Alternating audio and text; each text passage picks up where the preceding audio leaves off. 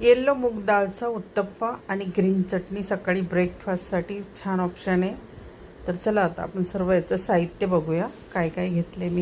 मी मुगाची डाळ हे रात्री ते साधारण रात्रीच भिजवलेली आणि त्याच्यामध्ये अद्रक आणि हिरवी मिरची टाकून ते छान असं मिक्सरला ग्राइंड करून घेतलं आहे.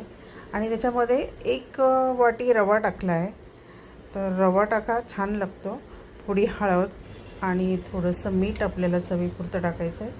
आणि इनो किंवा सोडा, तर मी त्याच्यामध्ये आपला खायचा सोडा टाकलेला आहे आणि त्याला पाणी टाकून छान असं एकजीव फेटून घ्यायचं.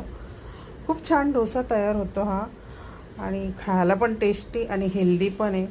नक्की करून बघा आणि माझा व्हिडिओ जर आवडला असेल तर नक्की तुम्ही लाईक आणि कमेंट नक्की करा आणि फॉलो पण करा. तर आता हे सर्व आपण फेटून घेतले. त्याच्यामध्ये हव्या तेवढ्या भाज्या आपण टाकू शकतो.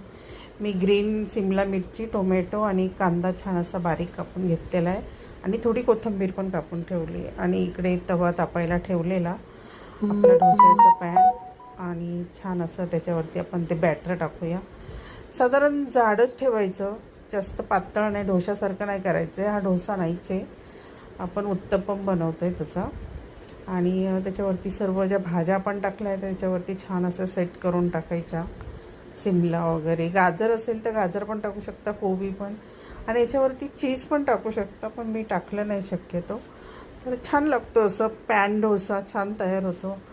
वरतून सर्व भाज्या टाकल्यानंतर थोडी कोथिंबीर घालायची आणि छान असं तेल टाकायचं त्याला आणि दोन्ही साईडनी त्याला छान गुलाबी कलर येईपर्यंत छान भाजून घ्यायचं. इतका छान लागतो ना खायला, एवढा टेस्टी. ग्रीन चटणी बरोबर सकाळी नाश्त्याला काय बनवायचं हे प्रत्येक गृहिणीच्या डोक्यात असतो. तसं वेगवेगळं काही केलं तर छान वाटतो ना नाश्ता करायला पण. तर असं छान दोन्ही साईडनी त्याला छान कलर येईपर्यंत शेकून घेतला आहे आणि मस्त असं बघा किती छान पॅन मस्त बर्गर किंवा खाण्यापेक्षा हे खाल्लेलं बरं, हेल्दी आणि मस्त.